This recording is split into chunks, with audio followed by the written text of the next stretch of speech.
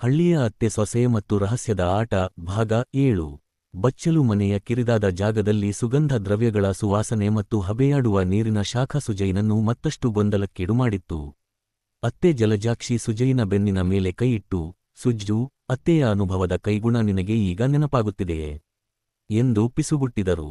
ಅದೇ ಕ್ಷಣದಲ್ಲಿ ಸೊಸೆ ರೇವತಿ ಅವನ ಇನ್ನೊಂದು ಬದಿಗೆ ಬಂದು, ಅತ್ತೆ, ಬಿಸಿನೀರು ಮೈಗೆ ಉಷ್ಣತೆ ನೀಡಬಹುದು, ಆದರೆ ಈ ತಂಪಾದ ಹಾಲು ಅವನ ಮನಸ್ಸಿಗೆ ಶಾಂತಿ ನೀಡುತ್ತದೆ ಎಂದು ಹೇಳುತ್ತಾ ಸುಜೈನ ತೋಳುಗಳ ಮೇಲೆ ಮೃದುವಾಗಿ ಹಾಲು ಸವರತೊಡಗಿದಳು. ಸುಜಯ್ ಇಬ್ಬರ ನಡುವೆ ಕಲ್ಲಿನಂತೆ ನಿಂತಿದ್ದನು. ಅತ್ತೆಯ ಆ ಬಿಗಿಯಾದ ಹಿಡಿತ ಮತ್ತು ಸೊಸೆಯ ಆ ಮೃದುವಾದ ಸ್ಪರ್ಶ ಅವನನ್ನು ಎರಡು ಲೋಕಗಳ ನಡುವೆ ತೂಗಾಡಿಸುತ್ತಿತ್ತು. ಅತ್ತೆ ಜಲಜಾಕ್ಷಿ ರೇವತಿಯ ಕಡೆಗೆ ನೋಡಿ, ನೋಡು ರೇವತಿ, ಇವನು ನನ್ನ ಪ್ರೀತಿಯ ಸುಜ್ಜು.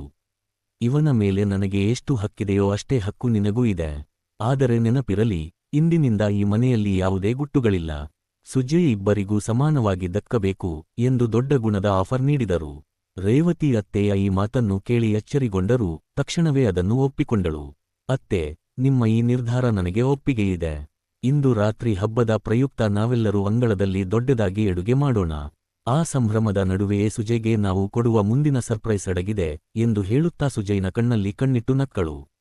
ಸುಜಯ್ಗೆ ಈಗ ಅತ್ತೆ ಮತ್ತು ಸೊಸೆಯ ನಡುವಿನ ಈ ಹೊಸ ಸಮ್ಮತಿ ಈ ಆಟ ಹೊಸ ರೀತಿಯ ರೋಚಕತೆಯನ್ನು ನೀಡಿತು. ರಾತ್ರಿ ಅಂಗಳದಲ್ಲಿ ಊಟದ ಸಿದ್ಧತೆ ನಡೆಯುತ್ತಿತ್ತು.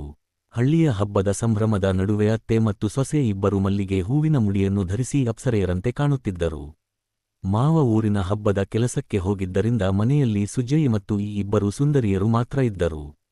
ಊಟ ಮುಗಿದ ನಂತರ ಅತ್ತೆ ಮೆಲ್ಲನೆ ಸುಜಯ್ನ ಹತ್ತಿರ ಬಂದು, ಈಗ ಹಬ್ಬದ ಅಸಲಿ ಸತ್ಕಾರ ಶುರುವಾಗಲಿದೆ ಸುಜ್ಜು, ಇಬ್ಬರೂ ನಿಮಗಾಗಿ ಅತ್ತೆಯ ಕೊಠಡಿಯಲ್ಲಿ ಕಾಯುತ್ತಿದ್ದೇವೆ ಎಂದು ಹೇಳಿ ಒಳಗೆ ಹೋದರು. ಸುಜಯ್ ಈಗ ಯಾವ ಹೊಸ ಲೋಕಕ್ಕೆ ಕಾಲಿಡಲಿದ್ದಾನೆ ಮತ್ತು ಅಲ್ಲಿ ಅವನನ್ನು ಕಾಯುತ್ತಿರುವ ಅತಿದೊಡ್ಡ ರಹಸ್ಯವೇನು?